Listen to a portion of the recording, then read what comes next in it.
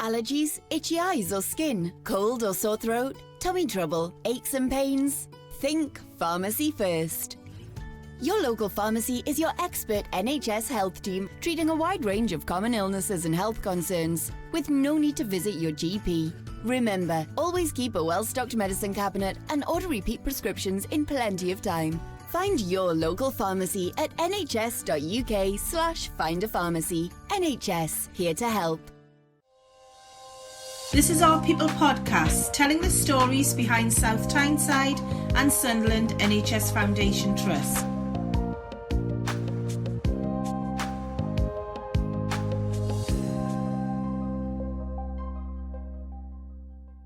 Hello and welcome to this episode of Our People podcast. I am today joined by Lynn Bates, who works in the Cataract Treatment Centre here at the Sunderland Infirmary. So we're sitting in one of the offices in the corridor, and it's a super busy place in the hospital, but Lynn's going to take us through the work that it does. So Lynn, tell us about your job role with us and about your career so far. Yeah, so I'm the manager of the Cataract Treatment Centre currently, have been in post for 18 months.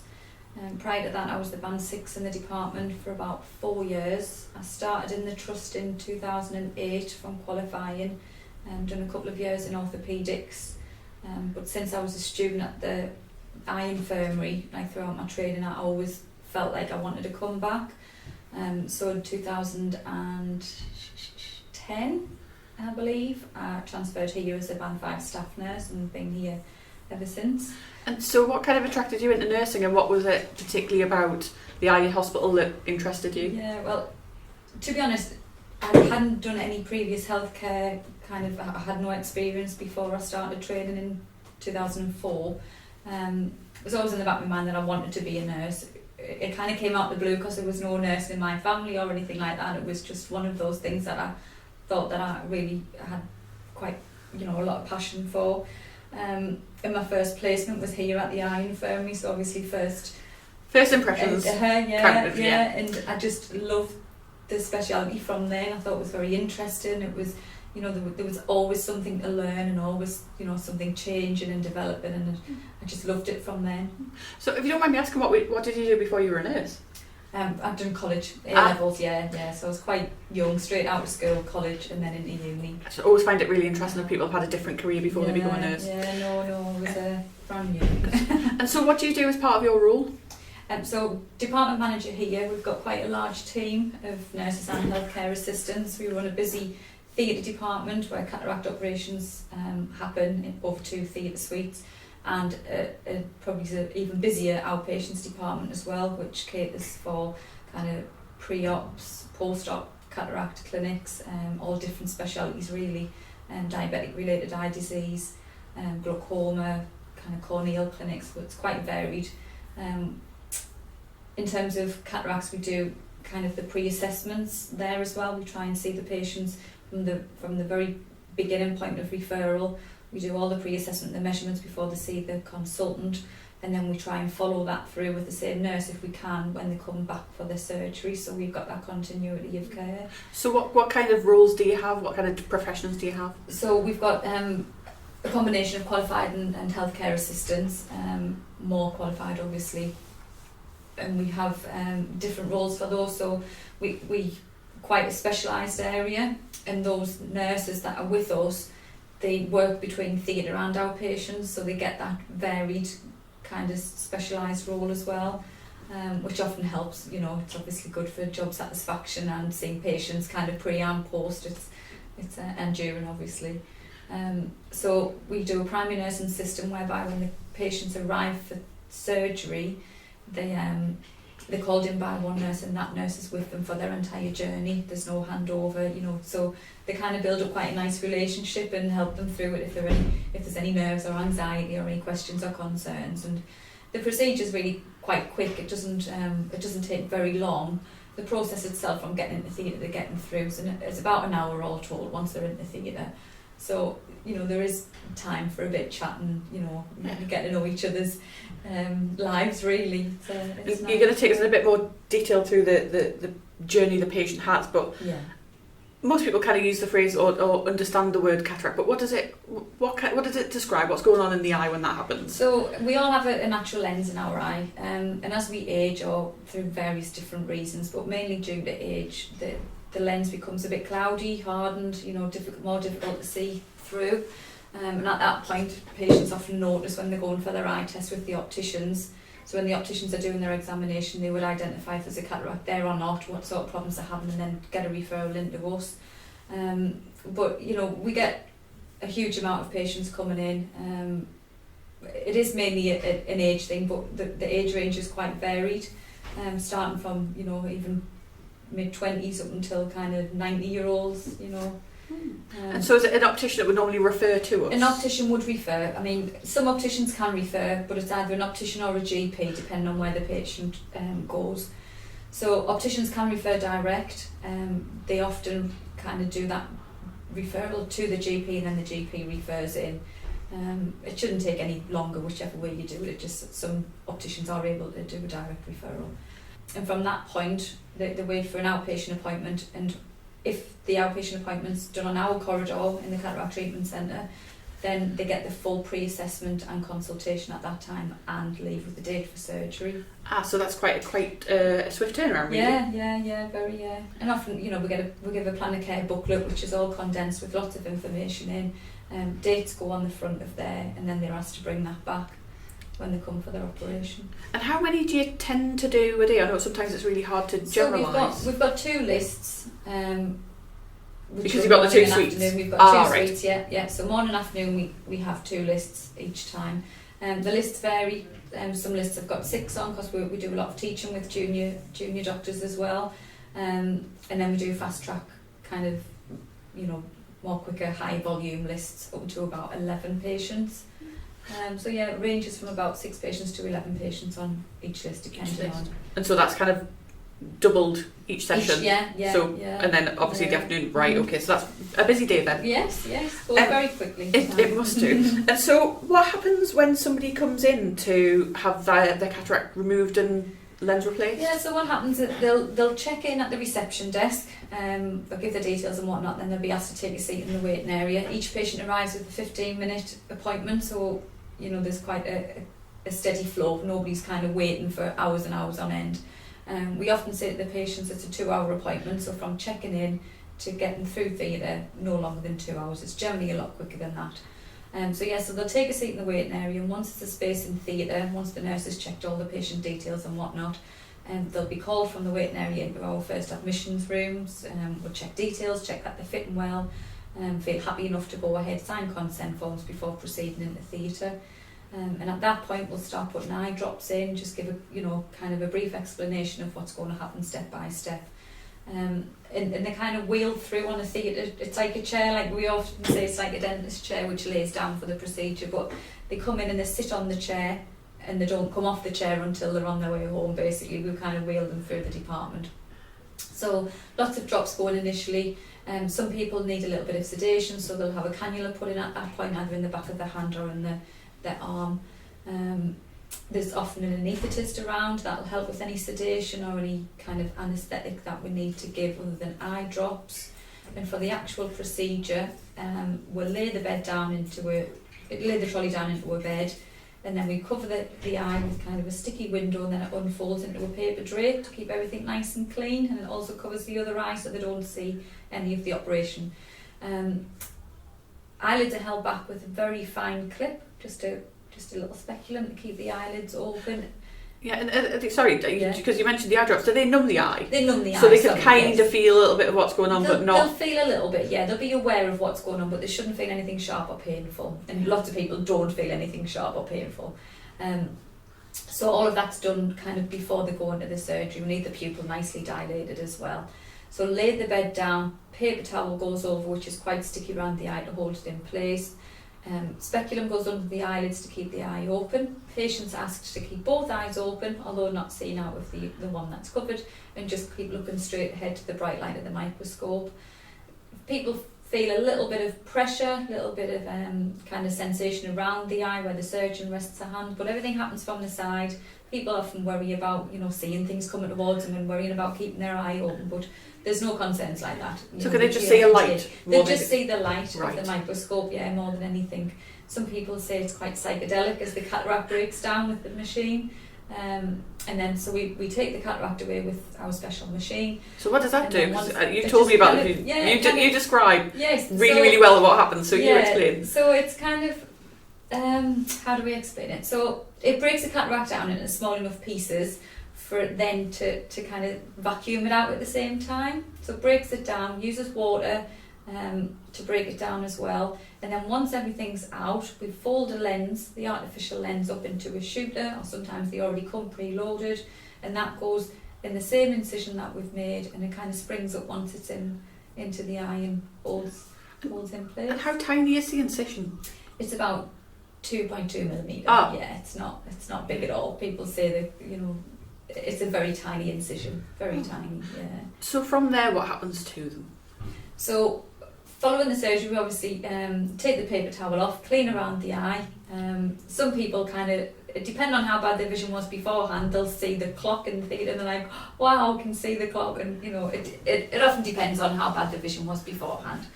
And then we wheel them out of theatre, and then we take them in the discharge room and give them some eye drops, or give them some instructions what to do with the eye drops before they go to pharmacy. So the eye drops post-operatively go in 3 to 4 times a day for about a month altogether. What do they do? There's an antibiotic there, just in case. That goes in 3 to 4 times a day for 3 days initially, but they start at the same time as the steroids, so it'll help with any inflammation, help keep the eye settled afterwards. One of the drops can sting a little bit, the other one doesn't. But as long as people are aware of that, there's kind of no concerns when they go home. But yeah, they're going 3 to 4 times a day for about a month altogether. Lots of people see that kind of initial improvement. It sometimes takes a day or two for the blurring effect to wear off because the pupil's been really well dilated, so we need time to let that come back down to normal size. And then after that, can And they then return after that, they can just return to normal duties. We say avoid any heavy lifting or strenuous activities, and obviously keep the eye clean. Hand hygiene is very important, especially putting the eye drops in.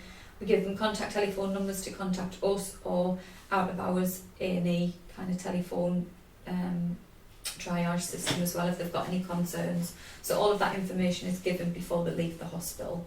And obviously they'll have to go around the pharmacy to collect their eye drops as well at the moment. And so is that kind of the end of the process? Are they don't have to come back for a checkup or anything? No, I mean, historically we always brought them back for a checkup. We would list them for their second eye at that point if needed.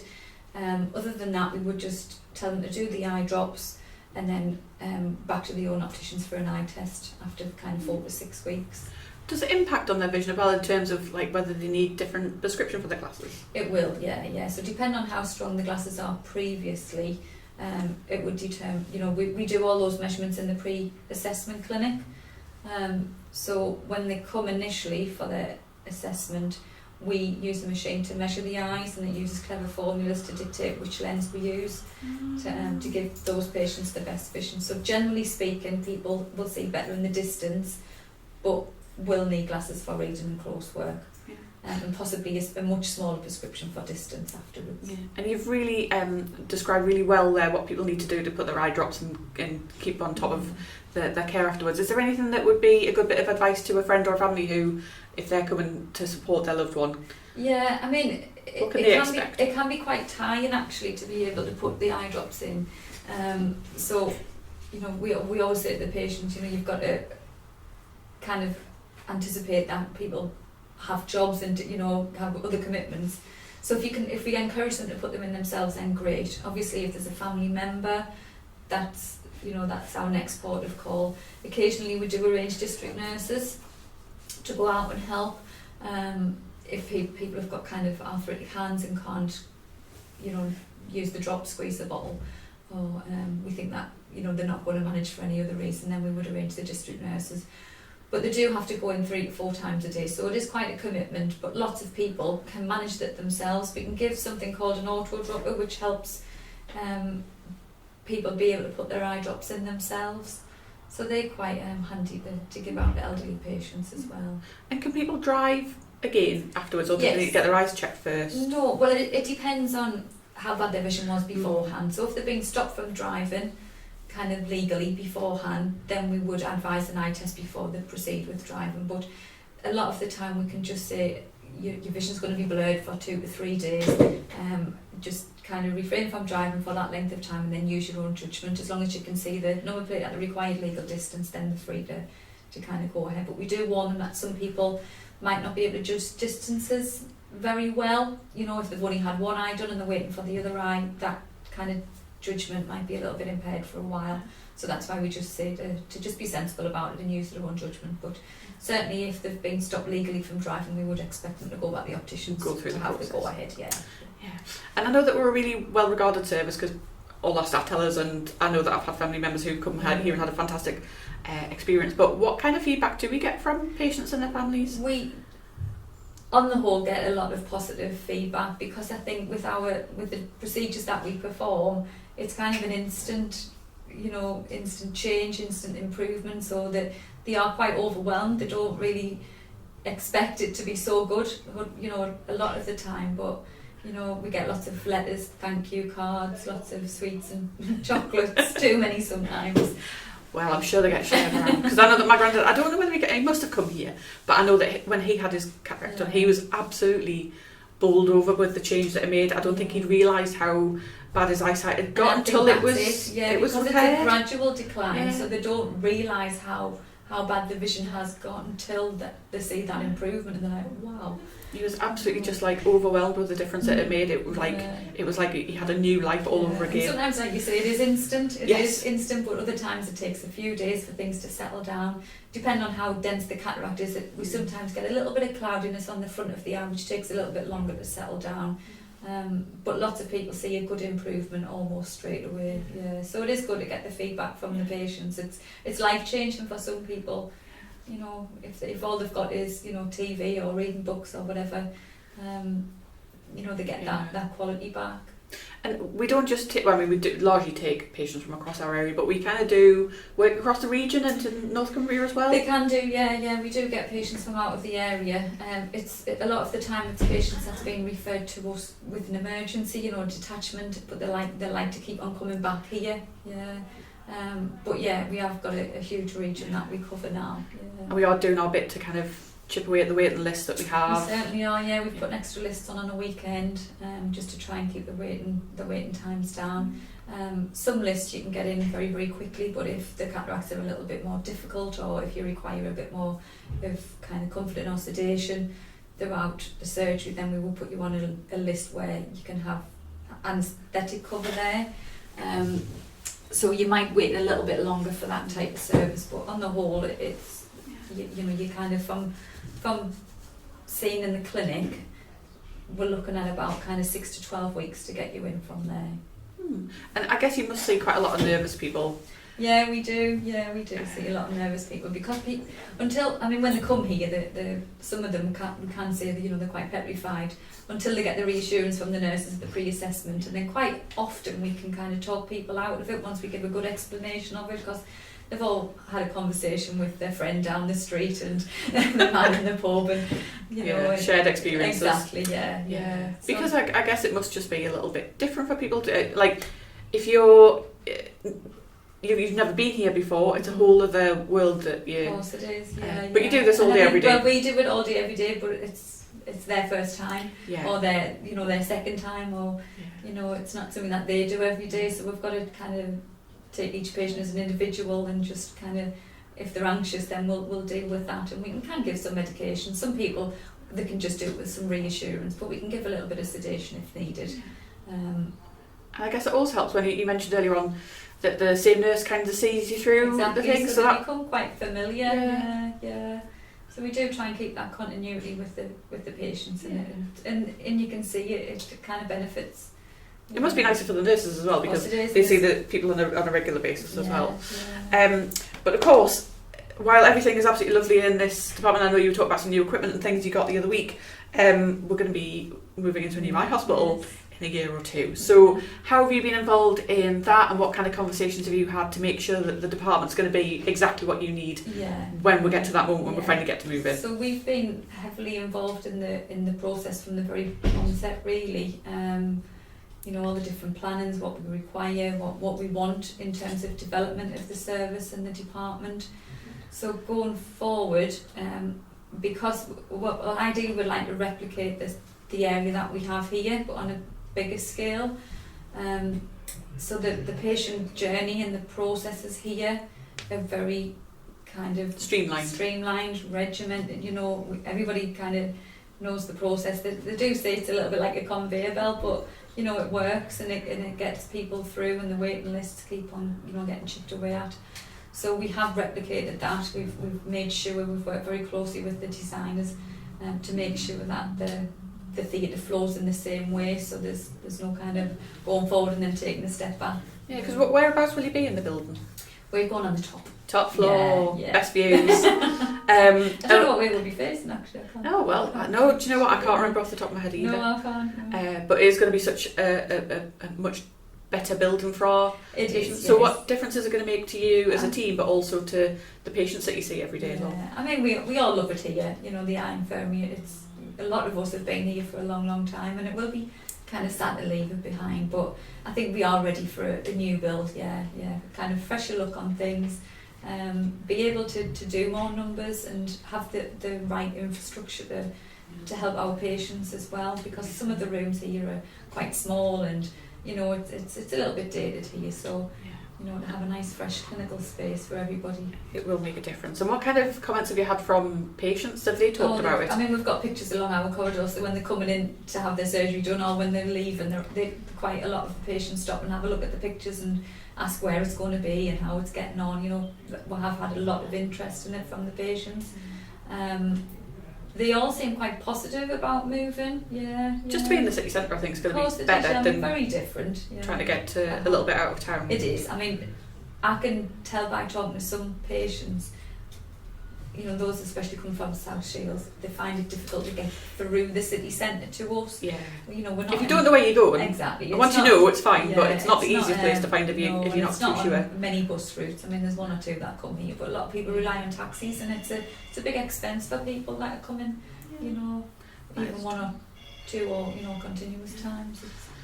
And we're already having conversations about how to make the physical move, a smooth one. So have you started having those conversations with the team about what needs to happen when? Well, yeah, we have. It's not kind of decided how it's going to happen. We're a little bit off, but we need to start those plans now to make it as streamlined and, you know, as little disruption as possible. Obviously we rely on different services. You know, it's not just a case of moving the theatre, because we've got the outpatients to rely on, we've got the photography department, the pharmacy to rely on, so we're having quite detailed discussions about how to navigate that. But the thoughts are already being had. Oh yes, they've been ongoing for a little while. I mean, moving house is one thing, but moving hospitals is another challenge. Yeah, and I don't think we're going to be switching this place off one day. Oh no, absolutely not. That's just not the case. It's going to be a process, isn't it? Yeah. But yeah, it's going to be so much better for everybody, isn't it? Yeah. And it is really lovely when you come into this part of the hospital. It's a little bit different from the rest of the other bits. This doesn't look quite as dated as some of the other corridors. No, well, this was extended. This was always just one theatre, so this was extended a little while ago, not to add another theatre suite on, because obviously the need was there, and then in the new build we're going to add another one on again. Excellent. Well, can't really wait, but like we don't want to wish our lives away, but it's going to be so nice exciting. To see it happening though. It's good to see it happening. It's starting to take shape, and you know, it's nice to have the conversations with patients coming. They are quite excited about it. It is going to be really exciting, and it's great, like you say, it's great just to kind of see it taking shape as well.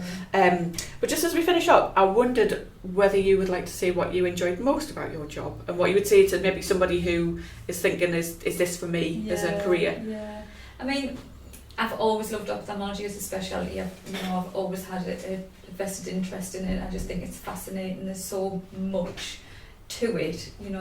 Every day is a learning day. You know, there's never anything that you go home that you haven't kind of gained in that day. I love the variety of this job. You know, we've got theatre, we've got outpatients. You know, we have a fabulous team that are very dedicated to the patients and the care that we provide here. But it's a fabulous place to work. You know, we've all worked here quite a long time, but even new people that come to the team, they're always kind of settled in very, very quickly. Yeah. So I think it's other people who I spoke to who work here say it's just like another family. It is. And that's, I guess, just. I mean, hard. Everybody has challenges. Yeah. You know, there must be really, really busy days when that just fly by. But and that's the beauty of it as well. Yeah, the days do fly by.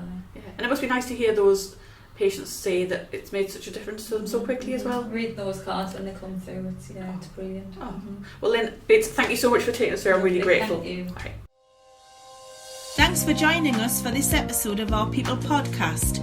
We hope you enjoyed it and check out our other stories. Hit subscribe to keep up with the latest and catch up with what we've been up to on our Twitter, Facebook and Instagram pages. Just search for our name.